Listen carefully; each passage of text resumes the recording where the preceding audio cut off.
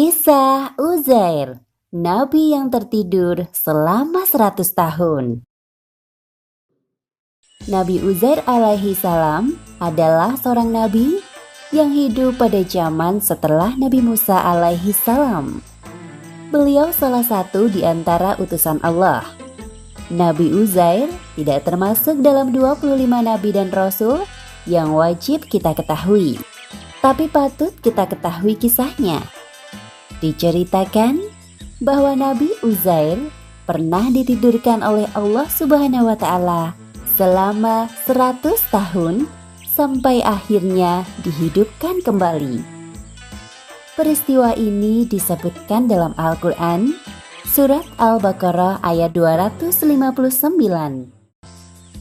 Nabi Uzair diutus Allah untuk berdakwah kepada kaum Bani Israel. Pada waktu itu, keadaan kota hancur lebur pasca terjadi peperangan. Suasana kota seperti kota mati. Pemandangan yang sangat mengerikan. Sejauh mata memandang, tampak reruntuhan bangunan dan mayat bergelimpangan di mana-mana. Pada suatu hari, Nabi Uzair pergi keluar dari kota menunggangi keledainya. Ia membawa bekal berupa buah-buahan. Setelah berjalan beberapa kilometer, Nabi Uzair melihat sebuah pohon besar. Beliau memutuskan untuk melepas lelah di bawah pohon itu dan menambatkan keledainya di pohon lain. Nabi Uzair mengeluarkan bekal yang ia bawa. Kemudian memeras buah anggur untuk ia minum sambil merenung tentang keadaan kotanya yang hancur. Ia berkata pada dirinya sendiri, "Ya Allah, bagaimana caramu menghidupkan orang-orang yang sudah meninggal ini, yang telah menyatu dengan tanah, lalu engkau hidupkan mereka kembali di akhirat untuk diminta pertanggungjawaban atas perbuatannya." Matahari bersinar sangat terik, menambah rasa lelah dalam diri Nabi Uzair.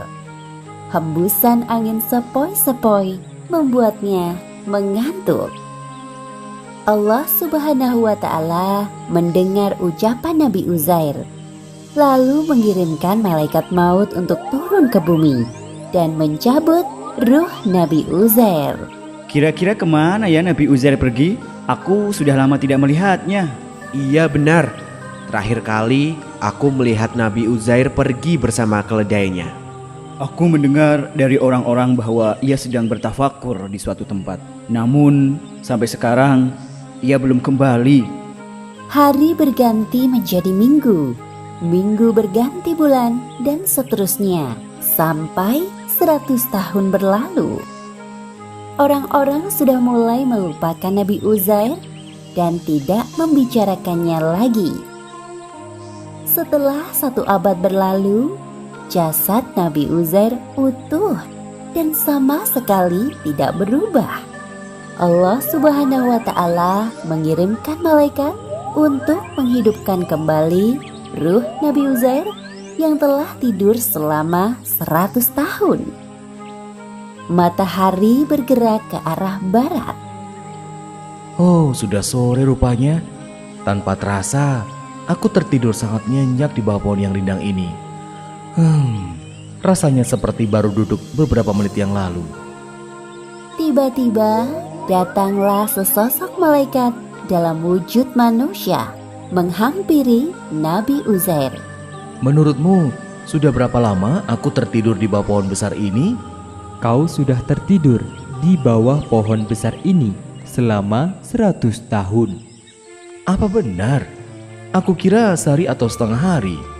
Di saat Nabi Uzair bingung mendengar perkataan orang di hadapannya, malaikat mencoba menjelaskan. Coba lihatlah sekelilingmu. Perhatikan apakah ada perubahan yang terjadi. Aku rasa aku tertidur saat zuhur. Waktu itu matahari bersinar terik dan saat terbangun matahari bergerak ke arah barat. Kira-kira aku tertidur selama setengah hari. Kalau begitu, di mana keledaimu? Oh, Nabi Uzair terkejut melihat keledainya telah berubah menjadi tulang belulang. Seperti yang disebutkan dalam surat Al-Baqarah ayat 259. Allah berfirman, "Tidak, engkau telah tinggal 100 tahun. Lihatlah makanan dan minumanmu yang belum berubah. Tetapi lihatlah keledaimu yang telah menjadi tulang belulang." Seketika itu angin bertiup kencang. Allah Subhanahu wa Ta'ala meniup tulang belulang keledai yang sudah hancur dan menyatukannya kembali utuh dan hidup. Seperti kelanjutan dalam surat Al-Baqarah ayat 259. Dan kami jadikan engkau tanda kekuasaan kami bagi manusia. Lihatlah tulang belulang keledai itu, bagaimana kami menyusunnya kembali. Kemudian kami membalutnya dengan daging. Sekarang aku tahu Allah Maha Besar, Maha Kuasa atas segala sesuatu. Nabi Uzair ingin pulang melihat rumahnya. Selama perjalanan, ia mengamati perubahan yang terjadi. Kota yang dulunya seperti kota mati, kini sudah berubah menjadi hidup. Nabi Uzair sudah sampai di depan sebuah rumah. Ada seorang wanita tua sedang menyapu di halaman rumahnya. Assalamualaikum warahmatullahi wabarakatuh. Permisi wahai nenek, saya ingin bertanya, di mana rumah Uzair? Wanita tua itu terkejut. Sapu yang dibawanya jatuh ke tanah. Waalaikumsalam warahmatullahi wabarakatuh. Mengapa engkau menanyakan soal rumahnya Uzair? Bukankah Uzair sudah tidak ada lagi?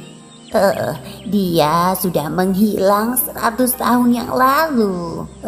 Mengapa engkau menanyakan rumah Uzair? Ternyata wanita tua ini adalah pelayan Nabi Uzair. Saat itu usianya baru 20 tahun. Sekarang usianya 120 tahun. Allah memberinya umur yang panjang. Namun sayangnya beliau menderita penyakit buta. Saya adalah Uzair. Hah? Benarkah? Apakah benar bahwa engkau adalah Uzair, Nabi yang sangat soleh dan taat itu? Kalau benar engkau Uzair, pasti engkau sanggup menyembuhkan mataku yang buta ini. Nabi Uzair berdoa kepada Allah dan mengusap kedua mata wanita tua. Seketika itu penglihatannya kembali normal. Wanita itu sangat bahagia bisa melihat. Ia memberitahukan kabar kembalinya Nabi Uzair kepada penduduk Bani Israel. Benar kan bahwa engkau adalah Uzair, Nabi yang diutus kepada kaum kami? Iya benar, aku adalah Uzair. Atas kuasa Allah, Dia Allah telah menidurkanku selama 100 tahun, kemudian menghidupkanku kembali sebagai pembuktian atas kuasanya yang tak terbatas. Ketahuilah wahai utusan Allah Subhanahu wa Ta'ala, saat kota kami diserang musuh dan hancur lebur, kitab Taurat telah hilang dari tengah-tengah kami. Sudikah engkau mengajarkan pada kami isi kitab Taurat itu? Karena kami tahu bahwa engkau adalah satu-satunya orang yang hafal di luar kepala isi kitab Taurat. Nabi Uzair kembali ke tengah-tengah penduduk Bani Israel dan berdakwah kepada mereka. Beliau mengajarkan isi kitab Taurat yang dibawa oleh Nabi Musa alaihissalam dan membenarkan hal-hal yang melenceng dari syariat. Demikianlah akhir kisah Nabi Uzair yang tertidur selama 100 tahun. Dalam kisah ini Allah Subhanahu wa Ta'ala ingin membuktikan bahwa Allah adalah Maha Kuasa atas segala sesuatu yang terjadi di dunia ini. Begitu mudahnya Allah mematikan makhluknya dan menghidupkannya kembali. Hal yang sekiranya mustahil terjadi, namun dengan mudah Allah jadikan nyata. Semoga kisah ini dapat menjadikan pelajaran dan menambah keimanan kita kepada Allah Subhanahu wa Ta'ala.